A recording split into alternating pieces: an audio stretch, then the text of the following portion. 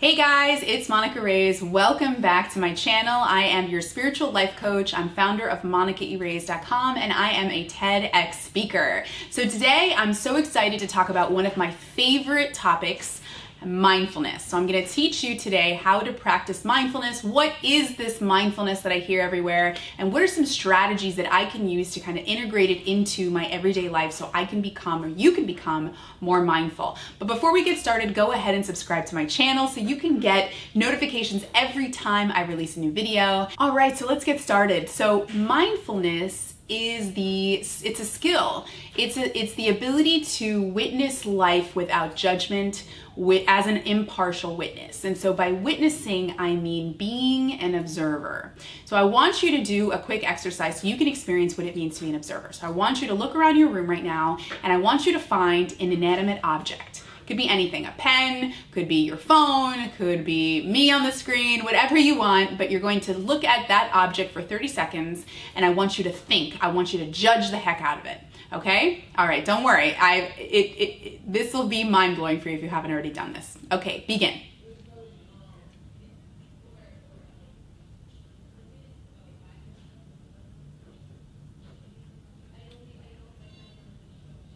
All right, stop. Okay, now go ahead and take a look at that same object, but this time I want you to observe it. Right? I don't want you to think about it. I don't want you to judge it. I don't want you to label it, not preferring it to be anything other than it already is. I just want you to accept it, see it with curiosity. All right, so observe it. Begin.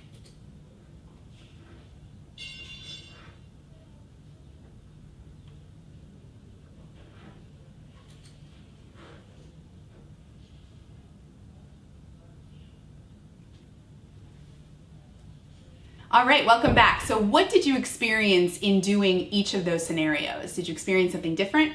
In my experience and in the people that I've done this with, they've experienced more of a total, exactly what I told you to do. Thinking it, judging about it, perhaps bringing in a personal background, past experience, how they remember this particular object having meaning in their life. And then the second scenario, they were able to see it for something completely different. Maybe there was more of an appreciation for it, an acceptance, seeing it differently. And actually, in some cases, I've also seen where people have noticed something about the object that they didn't know existed in it. They were able to see something different, or even provided them with this new insight.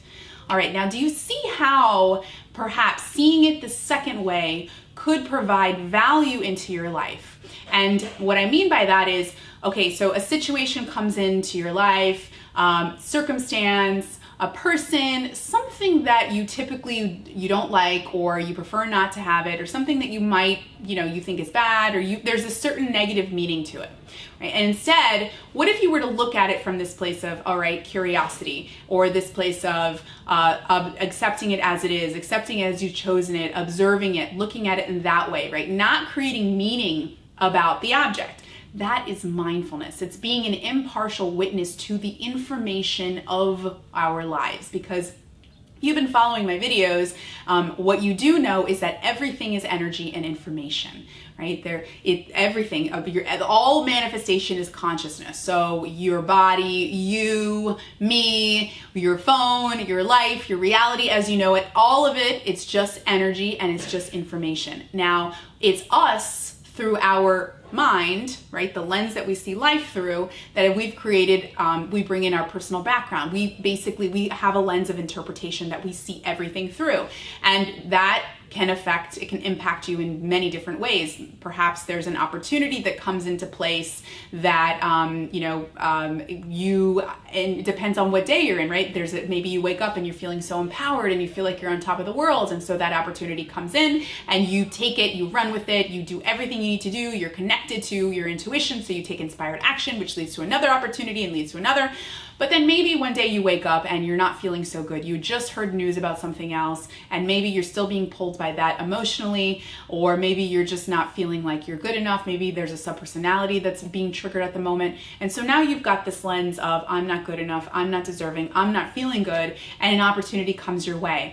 And there's a likelihood that when you're feeling in that space of I'm not good enough, or anything other than the empowered state, this state can be called the suffering state, or the disempowered state, what'll happen is you interpret that opportunity differently. Maybe you see it as a difficulty. Maybe you see it as a challenge. Maybe you don't see the perks. Maybe you don't believe that it's possible, right? And so that's the idea, is to be able to see all of the content of our life from a neutral space. And listen, this takes work. Obviously, that's why mindfulness is considered a skill. It takes moment to moment work. And so how can you develop your mindfulness skills? So it's going to take practice. Meditation is a really great way to enhance that part of your brain. Meditation creates something called awareness, which creates the space between you and the contents of your life. You start to get disengaged from the automatic behaviors, from the meaning that you've created. You start to experience something called awareness, right? You're able to be the observer. You're able to be the observer of yourself. You're able to neutralize how you feel about the content of your life. And you connect to that part of you that's contentless, that's boundless, that's timeless, because that's also who you are. And so meditation is a really great vehicle for mindfulness. You can also be mindful in everyday life because you are on this human journey, but it's also a spiritual journey, right? You're also human. You can use the content of your life to be more mindful. So perhaps you're cleaning the dishes instead of wishing you were somewhere else, instead of, feeling like it's a waste of time. That creates suffering. Instead, what if you were fully present? And what if you use that moment to pause? What if you use that moment to be present and to do it correctly and to get yourself into flow state? That's enhancing the prefrontal cortex and allowing you to develop that muscle. And remember, when the way that we attract is through attention. And so attention is how we move our consciousness. And so when you're practicing mindfulness, you are also really developing that muscle so that you can move and create the life that you really want. Another way to practice mindfulness is through relationships. Really, any relationship that you have, the best gift you can give them is attention. And this is I am a mom of two, and this has been such a beautiful gift for me, because whether I like it or not, I have to pay attention to my kids.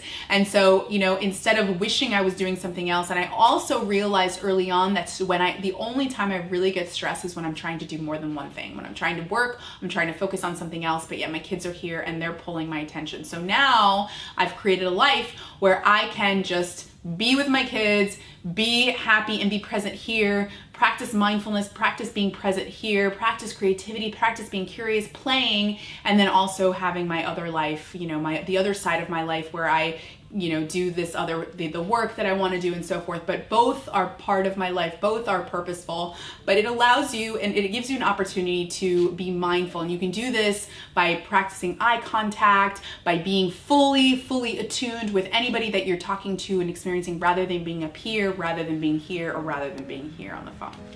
All right, so I hope that you gained value from today's video. I'm really excited that you were able to join me today. If you have any questions at all, or you have anything that you want to say, please leave me a comment. I would love to hear about it. I'd love to answer your questions. And as always, we're mindful.